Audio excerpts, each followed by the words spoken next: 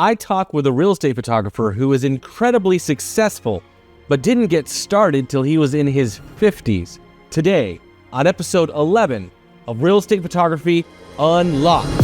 I'm just trying to get mine, but these agents got me losing my mind. Whatever happened to the good times? Man, forget about it. It's showtime. Let me show you how to get some rest, how to make millions, how to be your best. This is shout out to the REPs, to the shooters, producers, and the newbies. Welcome to our podcast. I'm your rep MC. We're here every week talking real estate photography. Hey everyone, welcome to Real Estate Photography Unlocked. It's vacant, go whenever. Today we have Lenny, and I'm going to go ahead and dive in right into the podcast, let him introduce himself, because he's a very interesting, very successful real estate photographer. And the beautiful thing about him is he started his career later in his life after his primary career. So let's go ahead and welcome Lenny. Lenny, welcome to the podcast. How are you doing today? Hey, what's going on, brother? Thanks not much at all. To do this. Yeah, and man, I'm really happy you have done this. Just for full disclosure, Lenny was actually the first person who's ever joined my Real Estate Photography Masterclass version 1 way back in the day. Yeah. So I've always, he's been one of my favorites just because of that. But anyway, he was a success before I got to him. He was already doing super well. He just, joined to learn a little bit more. And anyway, today I really want to talk to because I noticed a pattern that a lot of people are interested in real estate photography because they're looking to do it in their retirement or after their primary career, which is exactly what Lenny has done. And he is incredibly successful at it. In fact, I personally would like to be where Lenny is when I'm your age. So I really respect you, man. And I think you have a lot to share. So just introduce yourself, talk about, your primary career a little bit and how you got into real estate photography, how much you knew photography before it, just all of that. Yeah. Well, I'm Lenny Catalanotto, and my company is Listing Photo Pros. And basically, I'm a one-stop shop for anything real estate media. It didn't start out like that. That's not really what I actually really didn't know much about real estate photography. I was always into portraits, weddings, landscapes. It was really my thing. So after doing, 13 years at the sheriff's office as a corrections officer there in New York, I came out to Arizona, and I had no friends, no job, no nothing. And so, at first, I was just doing my normal landscapes and just enjoying because where I live, it's very scenic. So in Phoenix, the suburbs. So it's beautiful here. So I was just doing that whole thing. And my wife kind of got on me a little bit with like, what are you going to do exactly? She's doing a daily grind every day. And I'm like, she's asking me what I'm doing. And I'm like, well, yeah, I worked in the garage. I took apart the dirt bike, took it for a little test drive up in the desert, and I get this weird look on her face. So I'm like, well, I'm not connecting the dots. Like, what is the problem? She wants you to work.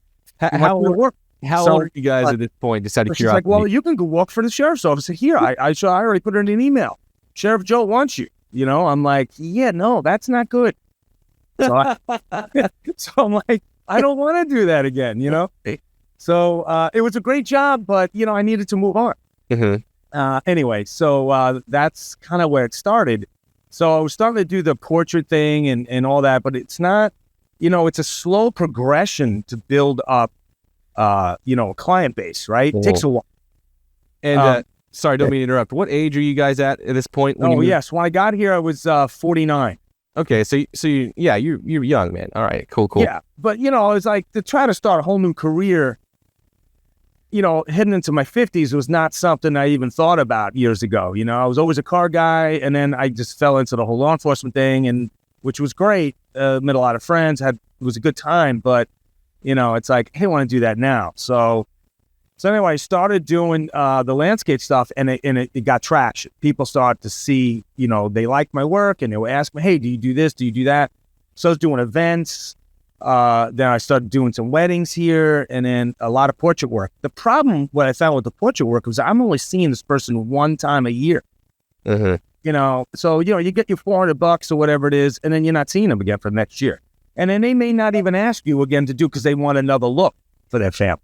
Can I ask you something about portrait work? Because I love people. I love portrait work myself. It's definitely a great place to stretch your creative muscles, if you will.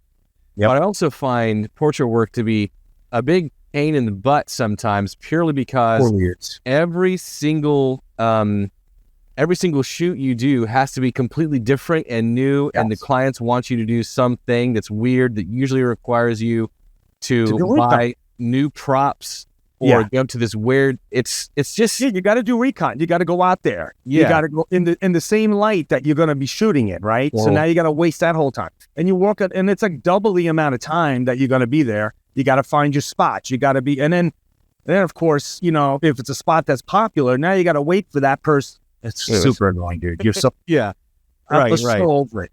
Mm-hmm. You know, so it wasn't. You know, we bought a house, and it wasn't until my wife asked the real estate agent, "Hey, do you need another photographer to help?" And that's how it all started.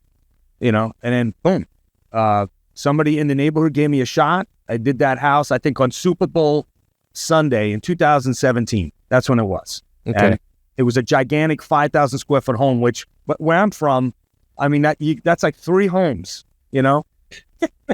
No. So this is like 8 years ago. This is like 8 years ago. You're just getting started, right? Yeah. Okay. So anyway, that's how it started. And then I realized, I was like, wow, you know, now the same person's going to call me 2 or 3 times a week, you know, maybe even more. Depends. You know, like I said, the real estate agent that I used to buy this house, that year, she had 1,000 listings, mm-hmm. you know? Wow. So, you know, it was 3 photographers to help her do that. Yeah, right. She was big. And I just did one section of Phoenix. There was 2 other ones that did other sections. So, so that's how it started. Out of curiosity, this is a big thing when I help people across the country. Larger population areas are just so much easier to get started in because there's just so much business. Yes. Usually there's no... so what's the population of Phoenix? I mean, do you know that off the top of your head? I want to say 6 million. Okay. I want to say 6 million. I know we're the 5th largest city in the country. Okay. So all right. So yeah, just a quick tip, guys, for any of you listening. If you guys are in a large population area, you guys can make so much money. Or if you don't want to make a ton of money, it's a lot easier to get started compared to somewhere like, you know, me, Greensboro. It's like average. Like if you work a little bit hard, you're going to do fine, right? Mm-hmm. But anyway, the opportunities in some of these areas is huge. So you got started. You found agents that had 1,000 homes just on their own, which is incredible. Yeah, I was just one, and she's still, obviously things have taken a hit over the years, of course, but she's still big. There's still 2 of us that help her out. I do all of her luxury work because now I do the videos, I do everything. It wasn't until COVID where I really was like, you know, I should be doing everything, not just photos, because I was just happy just doing photos. You know, because I'm more photography based. Like I love the whole aspect of photos and photography and hitting the right light at the right time. You know, I didn't think about videos. I didn't think about, you know, floor plans or 3D or virtual tours, any of that. Right. And it wasn't until I incorporated all of that, which was a large help when joining up your course, that really showed me like that is the way to go. Okay, so that reaching out, your tentacles are out there, you know. Mm-hmm. Yeah, there's going to be lots of real estate agents who have what I call like it's their selling point, right? And this is just something I learned when I only worked sales for a few months. Is that some customers come in and let's say if they're buying a car, their selling point is I want a red car. Okay, like that's the thing. It's like, oh, you don't care if it's a truck or a 4-door. No, I just want it to be red. It's like, oh, I didn't think color was that important, but it is to you, right? Other people are like, I have to have a sports car, right? Real estate agents are the same ways. Yeah, that's so true. Yeah, some real estate agents want drone on every listing. And if you don't offer drone, you will never earn them as a client. Right. So the second you add on a new service, you're opening up the market. Like you're opening up 20 to 30% more agents that are possibly going to use you. So you really do more than that. Yeah, I didn't even realize that. It took me, I was in the game for a few years and I was doing fine. You know, I mean, everything was fine. I was enjoying my work. I was happy every day. I didn't mind waking up in the morning. You know how it is when you have a regular job. You get up on a oh my God, I got to go to work. It's so, Right. you know, it's like the hardest part is getting in there. Once you're there, you're fine. But Yeah. I'm not like that at this job at all. I will say, I agree with you, though, that even though I recognize there's the business advantage to offering more, even to this day, when I show up to a shoot or I get my schedule for the day in, our software, I look at what I'm shooting today. If it's just photos, I have joy in my heart. Like, yes, this is like the old days. Even though when I like, oh my God, I gotta have a nice lunch. Like now I'm like, oh man, I'm going for lunch. right, More like I have time to. but sometimes when I show up to a shoot and it's like, oh, like the worst is like, they want me to do Matterport. I just did one. I just did one on a 5,000 square foot home. Yeah, Oh and my God. so trust me, like if you guys are watching this and you're like, I don't want to add more services, I just want to be a real estate photographer. You're not alone, right? Yeah. I love, just like Lenny's talking about, he's one of the, once again, you'll hear me repeat this in lots of videos, he's what I call a purebred photographer. He got into this because he loves photography, he appreciates light, he appreciates exposure, he appreciates playing with composition. I'm the same way, right? Mm-hmm. But at the same time, we've got to recognize that we've got to put food on the table. Right. And heck, if we can turn a $200 appointment into a $400 appointment by just adding 10 or 15 minutes of other work, it beats the socks off of, working as some other job. So he didn't want to go back to work. I just got one in front of me. I just got done before we got on. It was a $1,600 job, you know? And she wanted everything, like the whole boat, you know? I was like, wow, okay, here we go. And another thing I will say too, if you guys don't love doing Matterport like I do, I actually price my Matterport at a higher rate than most of my market, so that if I do get it ordered, I'm like, hey, you know what? I'm getting paid $300 for this. I'll do it, So yeah, that's smart, man. And I'm really glad that, I guess you say you did actually learn that from the course, which is helpful. So I did learn all that, and I realized that when I was going through it, I was like, okay, I don't think I wasn't doing that many. I actually use iGuide because it's just faster than the Matterport. I guess maybe Matterport's better now. I don't know, but I just got into that. 4 whatever years. works for you. Yeah. It was just better. But that made me realize that, I should be doing floor plans, like just Kubicasa and whatever, that's when I really was like, and you're right. I got some agents that use them, Kubicasa or floor plans all the time, which is great because that's a nice, easy, I charge, $125. Was it cost $35 or whatever? So it's a good markup, Yep, it is. For 5 minutes worth of time, And real estate agents really don't mind it either. And have you found that a lot of real estate agents understand what Kubicasa is? They could do it themselves, and so they still. Once. Okay. I just got a phone call last week, and she's like, "Do you know that our MLS is partnering with Kubicasa? And you can get these for free?" Mm-hmm. Like, not, but I go, but the version I'm giving you is not the version you would get for free. You would get a black and white one. You get no square footage. If that's what you want, that's fine. But that's not what I'm offering. Right. And with it next week, she ordered the and she knows she can get it for free. But she didn't order it. So I'm like, well, there you go. Well, and here's the thing too. A lot of people are worried about this type of thing, and this type of situation is never going to stop because we're always going to have AI that comes out with a new product. Right now, a lot of people are wondering about this photo to video AI stuff that we've been seeing, right? Yeah. The Kubicasa and being able to do your own floor plans with your cell phone is an excellent test to see how this is going to affect our industry, because the real estate agent, even if they can do it themselves for free, they still have to hop in their car. They still have to go out to the location. They still have to do it themselves.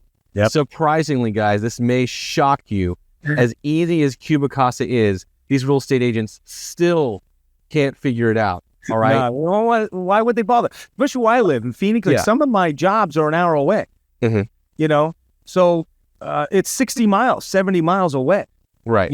Luckily, if I have 3 jobs out that way, that's great. But that real estate agent doesn't want to spend 2 hours of her life doing, you know, or him or her or whatever, right? So yeah, so you're right. Like, why would they want to? That's worth $100 and something. Yeah, exactly. Just the driving time that they have to do. Plus, a lot of these real estate agents do make a ton of money. Yeah. And they're looking for quality of life themselves, and they want to outsource their work so they can have a balanced life. So charging them $100, $120 just so they don't have to, you know, work. Yeah. It's a great opportunity for us, and they're happy doing it. So if you guys have an inner conflict of offering some of these services, don't. Like, don't. Exactly. It's open-minded. I mean, it's out there. They understand. They're okay with it. So just don't feel like you're doing a bad thing there. All right. So how can you talk a little bit more about how you did get started? Like some of the challenges you faced as a second career, because I talk with a lot of people who are, you know, have lived either they're in retirement and they're just wanting to make a little bit extra money, or they are sick of their job. They want to do something for themselves. Maybe they love their job, but they hate the people they work with, and they just want to call their own shots. What were some of the challenges of like going out on your own, owning your own business?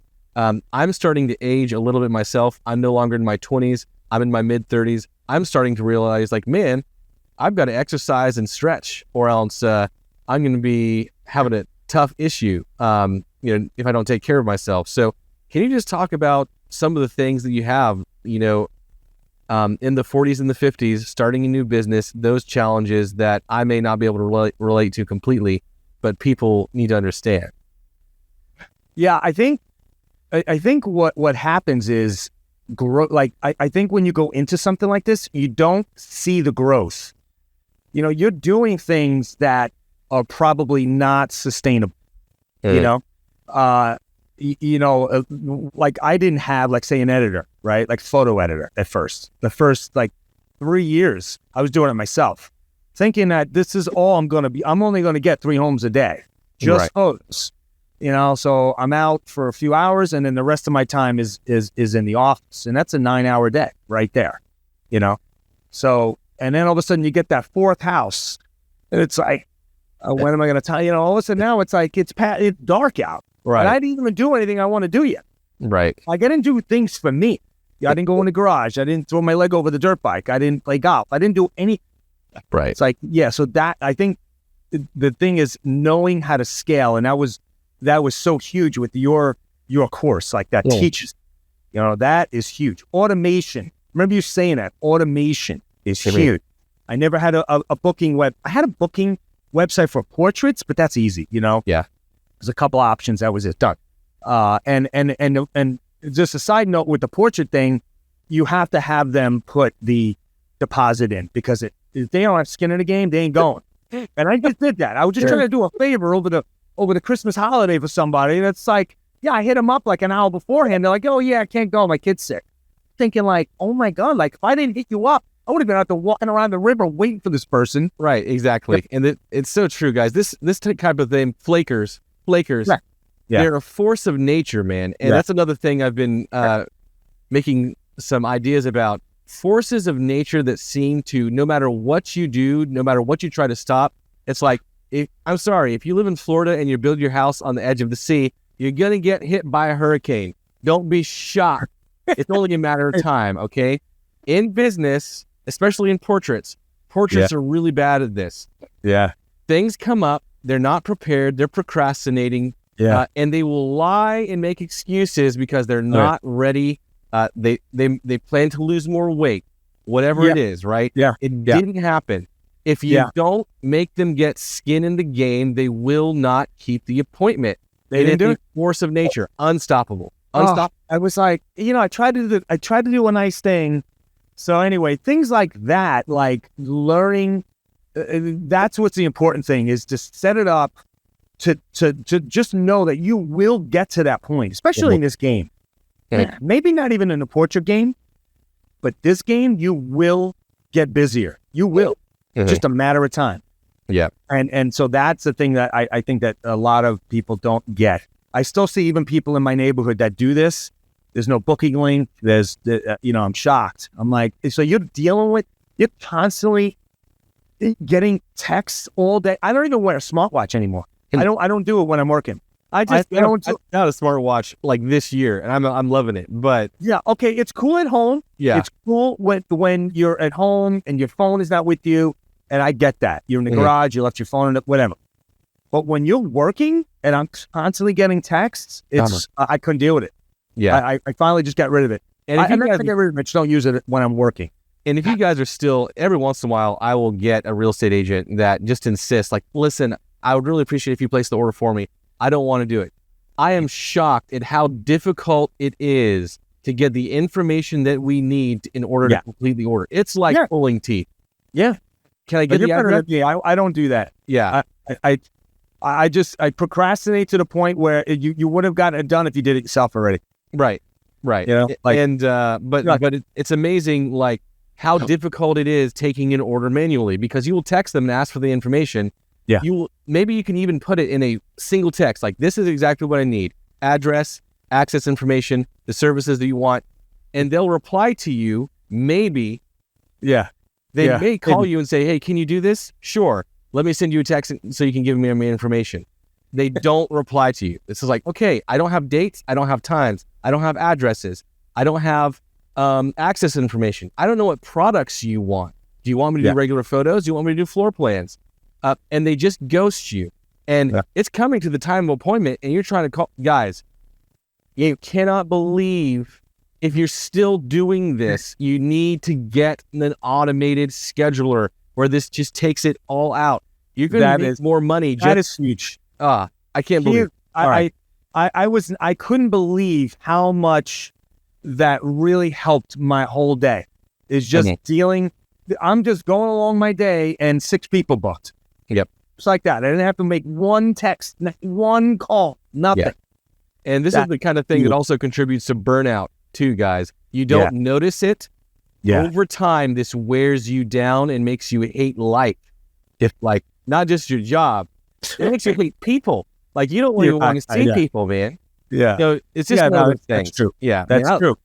So that's huge. The scheduler is hands down, between the editors and the scheduler, that's a 50% right there. Yeah. And then in a wider view here, higher altitude kind of observation, you guys need to recognize that automation, and this is something I just harp on, is key. If you guys have people texting you or asking you questions, and it's the same question, if you get asked it more than twice in a week, there's something in your system that you need to fix, or you need to automate, because you're not giving them the information you need on your website, something, and it's not their fault, it's yours. All right. And this is the clear stuff that you got to have. So if people are constantly asking you, hey, what's included in this service? Your description isn't clear. Yeah. That happened to me. Because I tend to go and do all that myself. And then, my wife will see something online, or she'll be like, why are they asking you? They should know that. And then, of course, she doesn't blame the other person. She knows right where the blame is, She knows the shortcomings, she's like, you're doing something wrong. I got to handle it. So then, she fixes that, and then. Right. All right. So automation helps. Scaling and adding products help. Making sure that things are automated so that your day is clear. Outsourcing editing. So you go from, how much money were you making, before?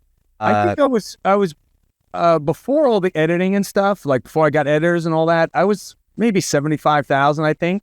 And then when I got to the editors, that brought me over, 125, 135, somewhere around there. And then I was kind of hanging there. And then it wasn't until I got your course that really taught me the automation and how to all those steps that need to be taken. Then I just doubled my gross. Just doubled. Wow. Okay, well, congratulations. In what? Okay, so just for people who want to, I know I got haters out there. All right, I don't like to talk too much about all the people I've helped, because in my personal opinion, I don't like to parade people around, because I didn't do nothing. They did the work. Okay. So Lenny, how much time have we spent on the phone with me having you to teach you step by step? Nothing. I just made the course automated where they can learn it themselves. And as long as they're applying themselves, they can do that. Now, these days I do for mentorship because I recognize some people get discouraged and they need some help. I happen to be a little bit motivating to people. But anyway, we don't have to talk about it in the course anymore. But the point is, dude, I'm really happy that, just you had such success with the course because in my opinion, you were an ideal candidate to be a real estate photographer. You're hardworking. I'm going to make a video just on this, like key ingredients to make a fantastic real estate photographer. You had a job that's been hard work before. Like, man, working at a corrections facility is not easy work. Like, and then before that, I was a mechanic. Oh, really? 20s. Yeah. So I was working on cars. Okay. So, which you really got to grind because the way that job is set up, dealer work anyway, it's like the faster you work, the more money you make. Right. Yeah. You know what I mean? So if the job pays 8 hours, you get it done in 4. You got paid 8 hours, and now you're on another job. Right. That's how it works, right? Yeah. So that whole grind, you grind at this job, you're gonna make a ton of money. Yeah. Awesome, man. Now let's talk about how you've scaled over time here. So it took you like how many years to get from 75,000 to like $250,000? Maybe 2. So I did 125, and then I saw your course, and then I think I did that through the winter. Okay. I was just grinding at it through the winter, and then I took it to the next level, and then I added virtual staging. I added a lot more stuff that I didn't do, and that really just opened doors. All right, now let's talk about how come you're not making $4 million a year? Because a lot of people get in here into real estate photography and they see people are making like, oh my gosh, this company is making $400,000 a month. Right. So how come you aren't if you've been in this for so long? Well, there's a balance, I think. I don't know if I want to, I would love to make $4 million if it was really easy, but, I think hiring people and working through the weekend and things like that, I don't know if that's someplace where I want to be yet. I don't know. I do have a woman that helps me out. I do a lot of builder specs, and I'm able to utilize her. She can go and do 5 of them. And, I pay her, and then that worked. I trained her. It took a while, but she does real well with it now. Okay. So I got her online. I'm going to start teaching her how to do video. She's got a gimbal and all that, and she's kind of video centric anyway. So one thing, a little bit more, but 4 million, I don't know. That might be a stretch. Right. One thing I'm really curious about is like what your goals are in life. So I'm really curious about what do you call it? What's that crisis that some people have? Not midlife crisis? Existential. Okay. Oh, existential crisis. Yeah. So some people have existential crises, or they have, questions of philosophy, like what do I really want to be? How far do I want to go? I know where I stand, and I'll answer this question after you do. But like, is there a reason why you haven't tried to maximize and scale your business to just take over Phoenix?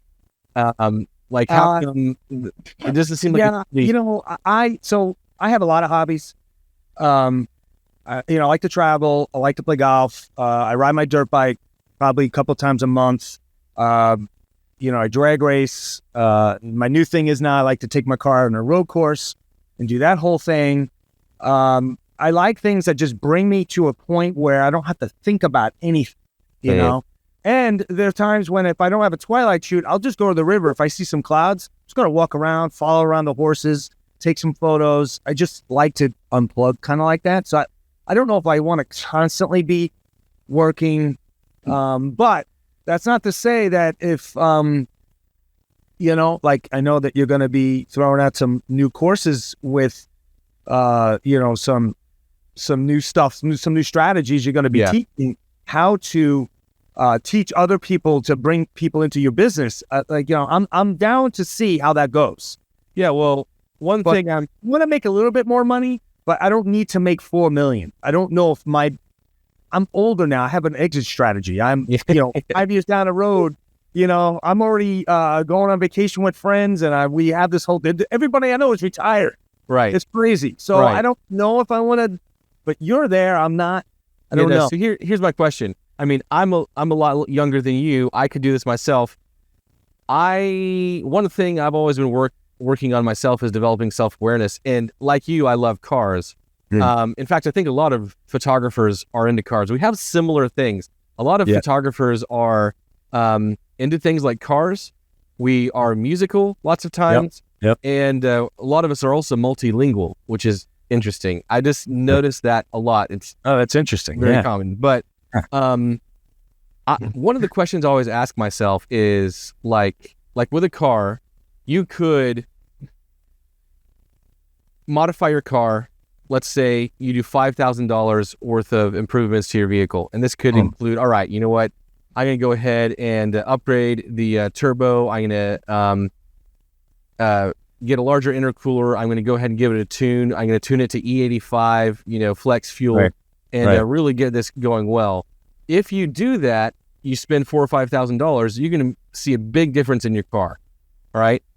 If you spend another $5,000 on it, you're going to see a lot less because you've done the major modifications that are going to give you the big improvements, right? Right. So making money like $250,000 a year, that's a big life improvement compared to $75,000. Right. Question you need to ask yourself after that. I'm not talking to Lenny here. I'm talking to people in general, because a lot of people, it's like, get into cars and they're like, I want a 900 horsepower Camry. It's like, why? Yeah. Yeah. What are you going to do with it?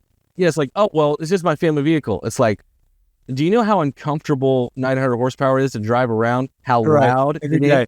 Getting milk. Yeah. It's miserable. Also, the fuel costs, and it's also only going to be maybe 10 or 15,000 miles before it breaks down. Yep. I'm still working on it. Yep. Yeah, it's not worth it in lots of situations. Now, this being said, if you're building a drag car and you're competing and you want to try to make, break 9 seconds, then, building a 900 horsepower car makes sense, right? Right. But my question I always have in life, changing this back over to real estate photography else, is does building a bigger and larger business, first of all, actually make you more profit? Because a lot of people who love talking about their revenue and how many employees they have are actually operating at a loss. Yeah. Okay. In some situation, but also your quality of life actually diminishes. Yeah, exactly. Lenny It's all about quality of life for me. Yeah. And Lenny here is my personal example of where I want to be, in my 50s and 60s. Like, he is, there's an Office quote where one of the characters is like, I wish someone would tell us we're in the good times when we're actually in, right? Yeah. He's living the dream. Like, if he started hiring employees, you're going to have growing pains where, all right, I hired a bad employee. I'm going to have to learn that. Oh, my clients are having problems when it's not me or someone I'm directly in. Oh, I've scaled so much that I'm starting to get real estate clients who are paying to deal with, right? There's all sorts of issues. And man, if it ain't broke, don't fix it. Essentially, if you were making $4 million a year versus what you're making now, would that actually change your day to day? Yeah, right. The fact is, your day to day would look the same. And this is something I realized. I watched Graham Stephan lots of times. He never really got into Bitcoin when it was a big craze. And people kept harping on him like, hey, how come you're not getting into Bitcoin? He's like, honestly, I make quite a bit of money. If I invested in Bitcoin and it went really well for me, I would be exactly the same as I am now. Right. So you guys just need to consider and think about that, because lots of people lose focus of the horizon and where they're actually going for. They get lost in the weeds, and sometimes you go for too much. That being said, I will, because I recognize I'm in the industry for another 20 or 30 years myself, I will be building large teams. I will be opening offices in other locations purely because I have so much time on my hands. Yeah. And my kids aren't going to college for Anytime. 15 years. Right? Yeah. So what am I going to be doing, man? I'm going to be bored just doing all this. So anyway, all of this, I've been talking a lot, guys. Well, what I was going to say is like, I even got to the point where, I think like maybe 2 years ago that I brought it to a 4-day work week. You know what I mean? Like, I was prepared to make a little less, but the odd thing was I actually made more. I made so I actually made like maybe 20 or 30,000 more. It was weird. Can you tell more about that? Okay, so you're working 5-day Monday through Friday. Yeah, so I was working Monday through Friday, but and I took off. I didn't do twilights on Friday nights because that's like date night, so I couldn't do that. So that was out. So, but the thing was, if I did a lot of work on a Friday, that meant that on Saturday morning, I had to be at least, I have an admin that takes care of a lot of the stuff, but she sends me all the work, I look at it. If I like it, I ship it. Right. And most of the time, that's it. So I got to put in maybe a half hour, if that. Problem was, a lot of the things I'm doing Saturday morning, I need to be available Saturday morning. I meet my buddies for riding dirt bikes. So we got to go, I got to load up, I got to get to a spot. It's taking time away. Tomorrow I'm going to the road course. I got to start early, get out there. I don't want to be doing this stuff. Right. So working Fridays actually means I'm working Saturday morning too. Yeah. So, and it's like, okay, well, it's just a couple hours or it's an hour. No, it doesn't matter. My weekend is my weekend. That's important. And it dictates your whole day. Yeah. If you can't, I'm like, you know what? Forget Fridays. The only time I actually have a job today, but it's not, it's for a remodeling company. They don't need to work back right away. I get it to them when I get them to them. It's not a big deal. I'm there 15 minutes and that's it. I ship it off to my admin. She takes care of it and it's done. Okay. Mid morning, I wake up, I get in my office at 7:30 in the morning. I'm like, okay, that's the first thing I'm going to do, Okay. So it's not a big deal. So a lot of people will be terrified of taking off Friday. When you stopped offering Friday, did you have clients complain? Did they deal with it over time? Yeah, I initially did have one, and the weird thing was, and it just was weird how things work out in life. But so I started taking off on Fridays. My wife ended up getting sick, so now I had to every Friday or every other Friday where we had to go, we had to do treatments and all that. So it actually worked out to my advantage that I had Fridays off at that point because it was just a seamless. We had to deal with that. And I did have one client that I remember sitting at the treatment center and I had my laptop and I was sending out the work to her on a Friday morning. And then she was trying to schedule something. And I told her that, I don't work on Fridays. I took off on Friday. So what? And I probably maybe shouldn't have said it that way, but it was like on a text, things don't get really, and she never used me again. Oh, everything worked out great. The house looked great. She loved the photos up until she realized that she couldn't book the next shoot, and then she was done. I haven't talked to her since. So, so I think that's a weird thing to. You're gonna have to treat that with kid gloves. I think. Okay. You don't want to hear they're not working. So now I kind of really don't say that I'm not. They just look and they it looks booked. I look like I'm booked up on. You know what I mean? Okay, I think that's the best way to go, to be honest. Okay. So how many clients would you say that you lost, like percentage-wise, of your client base?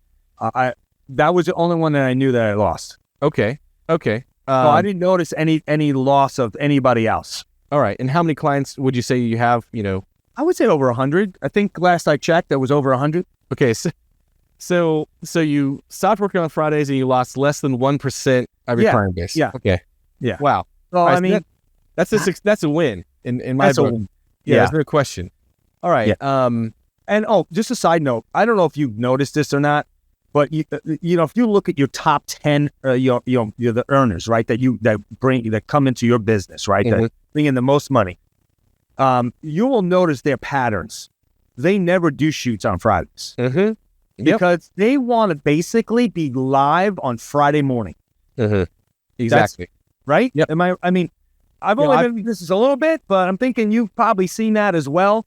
So if you're looking at like, well, I gotta do the people, I gotta do Saturdays, I gotta do Fridays. That's not the cream of the crop. Yeah, that's fine if you're just starting out. That's great. You want to get in anything you can, but if you're gonna, look for, those aren't your clients. They're just not. I also find that a lot of people who book on Friday are often asking for same-day deliveries. Oh, yeah, that happens. Because they want to get their listing up on the weekend. Why? Because everybody stops working on the weekends, and for people who are home buyers, they want to go to showings, right? Exactly. All the real estate agents want to make sure their listing is ready to go on Friday, so all the buyers' agents can look at the MLS on Friday, plan what they're going to show their buyers, and then they all go out for that. So if you guys are having people who are booking on Friday, they're usually bad agents. But I will also say, it's so interesting, by the way, this just another side note here. If you guys think that your market is different from other markets, you're wrong, okay? He's in Arizona, I'm in North Carolina. We have completely different markets, completely different price ranges, all of that. I see the exact same patterns.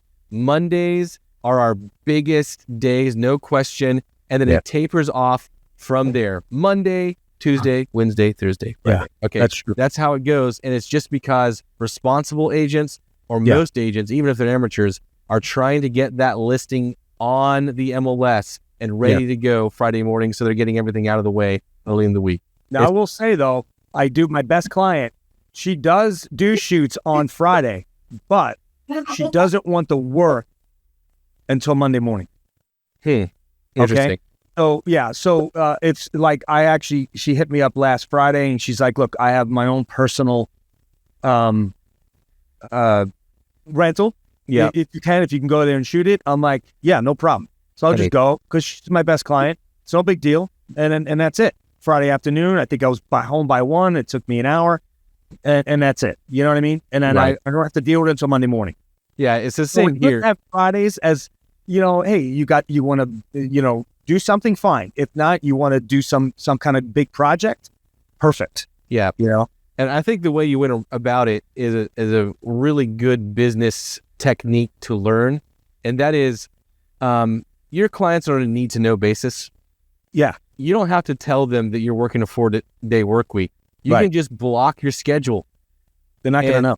Yeah, they're not going to know. And they don't need to know. Yeah. Like, bad habit I've seen, especially with people my age, like us millennials, we overshare. Yeah.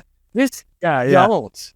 Just like, you have private information. Not your friend group doesn't need to know your family drama, and your professional clients don't need to know your personal struggles or whatever. In fact, I have personally found if you do overshare a little bit, especially with professional clients, they find out, oh, you're having a kid.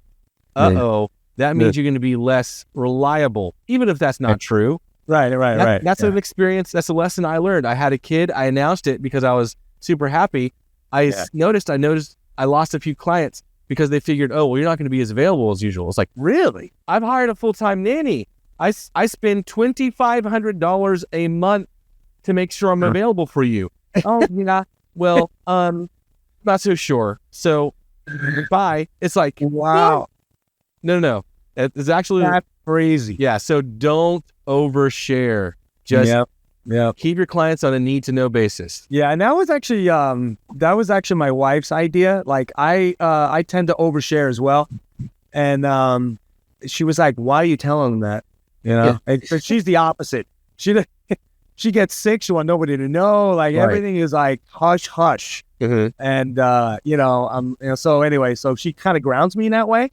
So I took her advice, and you know what? She was right.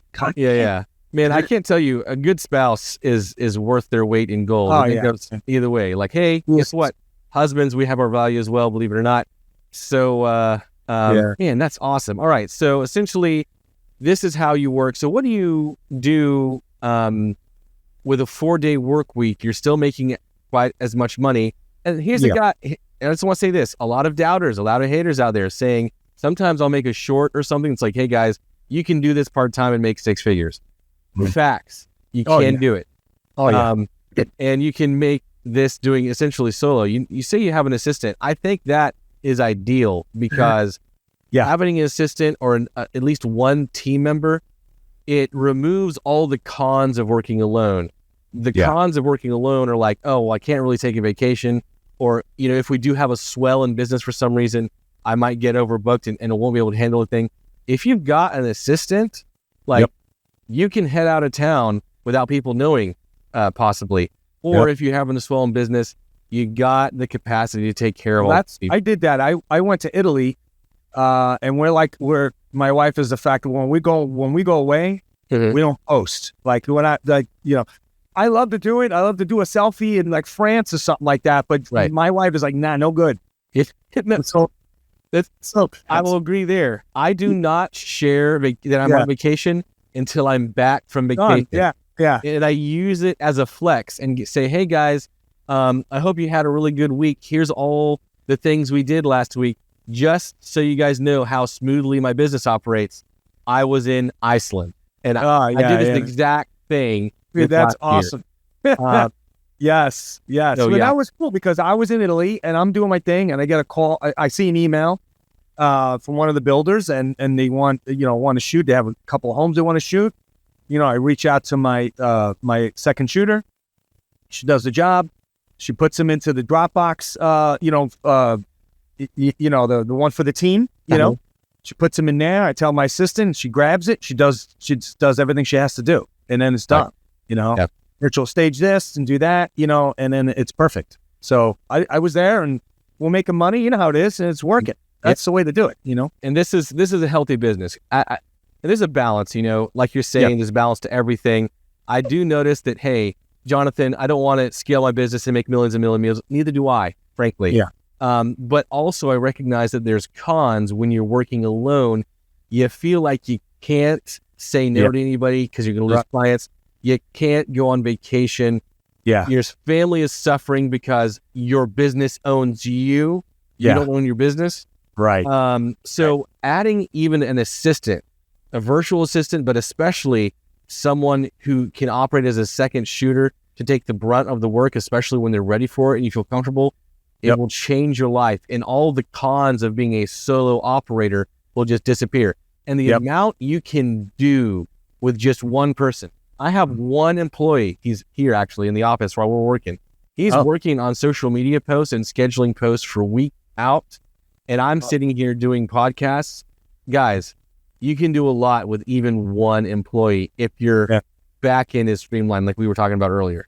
So, man, I'm really happy to hear about all that you're doing. And I do think, I think your business is like the model real estate photography business, and it happens to be very similar to mine. Look, I ain't no Tommy. I see who's doing what. I'm like, you know what? Hey, that mofo's doing a good job. I need to get out there and do the same thing. You know? Yeah. All right. Well, so what have you been working on this year? Like you seem like you've peaked. Did you switch back to 5 days? I know, and then you switched back to 4? Briefly, and it just brought me right back to where I didn't want to be. You know, because last year I really concentrated on golf, and then I was playing golf on Saturday. You know, like this is in my way. That's exactly what you guys should be doing when you get to Lenny's age. And you're not even in your 70s. You said you were in your 50s, right? Yeah. I'll be 57 next week. Dude, he's like 5 years before retirement age. He's already retired. Okay. He's only doing what he loves. He doesn't work a single day of the week. I really don't. You know, the hardest part of my day is figure out where my lunch is. Where am I going to lunch? And this is something that we need to realize. We can accomplish this in our 20s and 30s. Oh, absolutely. Absolutely. I wish I would have did this earlier, you know? Yeah. I really love it. Like you said, I just enjoy my weeks, I do enjoy this work anyway. I like being behind the camera anyway, I like people, and now I meet a lot of people, a lot of interesting people. So, my other job, I didn't really meet that interesting people in the jail cell. It wasn't really, the cell block, it wasn't really the greatest spot to meet people. So you're saying the Green Mile isn't an accurate depiction of the real world? Not really. Great movie though. I guess the justice system actually does catch some of the bad guys. It's not just about the innocent people wrongly accused. Absolutely. Okay. Absolutely. All right. Well, man. Hey, let me ask you a question. This would be an excellent question for you specifically. Okay. I imagine in your line of work, you get a really good read on people for who are good and bad individuals. When working with customers, I sure you recognize when someone's lying to you, because when you're working as a corrections officer, you've got to be on your game. If someone has bad intentions, your life could be on the line if you get, in the wrong hands in the wrong situation. Yeah. So what are some red flags, just some things like your gut, I imagine, is probably very well tuned to read good and bad people. Do you recognize that customers? I got to be honest. In this business, I've only had about 3 clients that I just didn't want to work with. I remember the first time I did a job for a guy right on the corner here, and he paid me cat. And he never looked me in the eye. It was just a weird thing. Thankfully, I never worked with him again. Okay. Just certain weird things. Like, this business is not a cash business. This doesn't work like, Right. So that was a weird thing. And another thing that I've noticed that this is before the scheduling, and this is, again, you can't beat the scheduling aspect. But I get the text, okay, I need you for this time. Okay, cool. Where is it? Oh, it's in, she gives me a roundabout location, a subdivision name. Okay. And, but no address. And then I realized, wait a minute, she still owes me for the last time that I worked with her, like 2 months ago, She didn't pay me, So it's just like, here we go, So now it's 10 o'clock. I'm supposed to be in this subdivision, but I'm not, because I don't have the address, This is what we're dealing with, Yep. It turned out she was just a real, she went down real fast. I knew it. I knew it was, you could see it already, like she was just very... overly paranoid. And, overly paranoid. She thought that I was going to get I was going to try to send this listing to a friend of mine or someone. You know what I mean? I can't tell you, I run into that a lot. I get called. One of the problems I do run into with an online schedule, for example, is a client that says, "Hey, Jonathan, I really just prefer not to share the address," and it's asking for the address in the first screen. It's like, we need the address so it can show up. It's like, right, well, I just like to keep that private because, and some of them will be very transparent with me, I don't want anyone to snipe my client. And I'm just like, I'm not going to, buddy. Like, I had this conversation with an agent. I'm like, how does that help me? If I take your listing, and I give it to, say, a friend of mine, and he takes the listing, how does that help me as a real estate photographer? Right. It's horrible. Like, that doesn't help me. In like, your business, I want your friend's business. I want their friend. Like, if that gets out, like, well, how does that help me? And she couldn't answer me. She was like, wow, I never really thought of it like that. I go, yeah. Because you know how much trouble that would be, too? Just a pain? Like, we're going to deal with real estate underground here, black market dealing of leads. Hey, here's your leads. You can subscribe. Like, if I get leads and you want, this area, anytime I get a lead from another real estate agent, I'm actually going to send you the information so that you can try to call up or just knock on the door of that seller who's already committed with another real estate agent. Yeah. It's ridiculous. The whole premise is ridiculous. Yeah. So you're right. Paranoia is a problem. So that was 2 of the agents that you couldn't work with. Do you have? You remember the third one? Can't think of anything else that was really. I've never had a problem with people not paying me, stiffing me. I never really had that. I would say that one woman, but she just didn't like me. And I know it. And I have to take that. I'm like, all right, maybe, that can happen. I've got a list of sayings or rules that I live by that I keep on my phone. One of the ones I added recently was actually like a demotivational quote that you see sometimes. And the quote said, "Stop worrying if people like you. They don't." Right. It's like, That's so freeing. That's it. Done. Thank you. I don't have to worry about that. Typically, I'm not sure if it's because I'm ambitious or I'm really hard driven, but I find that a lot of people get a little bit turned off by me sometimes. So I run into that a lot. But real estate agents tend to really like me because they can understand that I'm driven and I'm going to take good care of them. But social situations are the best for me because I have a hard time turning it off and just like being present. Oh, that's so funny. Wow. That's actually where I shine. Yeah, exactly. I'm the opposite. Likable. I'm the opposite. I would say that in the social situation, being an extrovert, I go out there and I can do a great job. But I can work the room like anybody. But in that whole business aspect, I don't know. I'm not good at selling. It drives my wife crazy. Like, I'm not an upseller.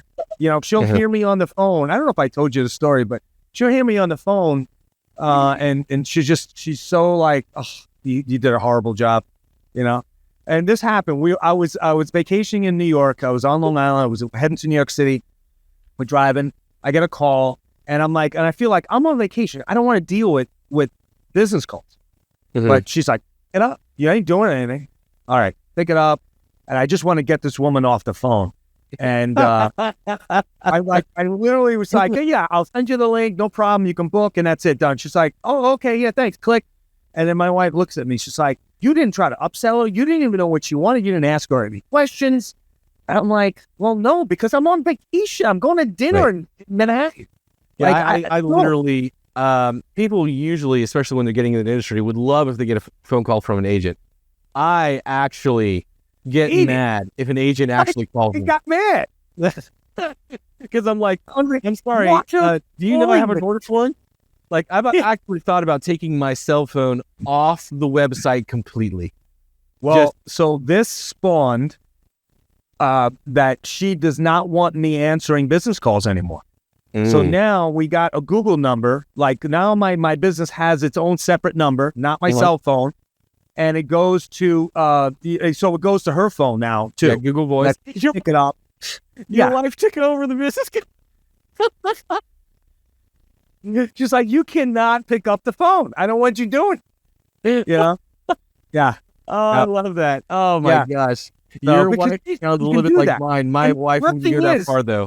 She's kind of an introvert. Like, she doesn't really like that big social thing, and as much as I do anyway. And but when it comes to that stuff, that business stuff, she's all over it. Okay. Oh my God. Man, I think that's awesome. I think it's funny that your wife was like, "You thinking about like chilling, having a good life?" Not. No. Yeah, I've already sent you. I filled out an application for you, and she sent it right into Sheriff Joe, and they were like ready to hire me. I was like, no, not doing that. Well, I appreciate that. So, I mean, that's just also a testament, folks, that you don't have to be a hustle-driven, crazy. What would you call those guys? Just maniac who wants to try to make millions. You can be like a fun-loving, absolutely cherishing life photographer. Have a very balanced life. And have it all. You can. Balance is everything. It's everything. And every job, it should be balanced. And I would say that with the corrections officer job, there was not a good balance there. My sleep was off. I worked, a couple of doubles a week.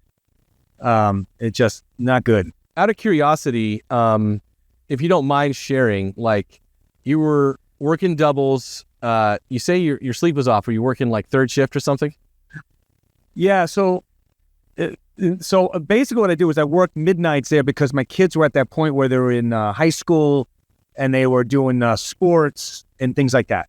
Okay. So I wanted to be able to come home in theory at 7:30, sleep, get to sleep around 9, wake up around 2:30, and then go right to the field and then photograph them playing sports. Oh, man. Okay. So, yeah. So that's not fun. And you had to work doubles. With all those doubles, with everything else, do you mind, how much were you making there? The most I made there is probably 130. That was a typical year. Okay, wow. And now you're making double that, and you have a much better life. Yeah. Looks, yeah. Like, and I'm happy. Doing it sooner is better. Yeah. All right, well, Lenny, we've got a full hour with you. I don't want to take any more of your time, man. you're a wonderful person. You're a wonderful photographer. bro. Your business is amazing. I think you're a role model for a lot of people in the industry. You're a role model for me of where I want to be. And I know I've said that multiple times. That's awesome. But yeah, I want to be where Lenny is when I'm 50. There's no question. Just enjoying life and not worrying about things, but financial secure. Another rule that I live by, there's a little meme out there with a little girl holding 2 guns, and it's like, why not both? How come you can't have money and a job that you love and have a balanced life? Why not all 3?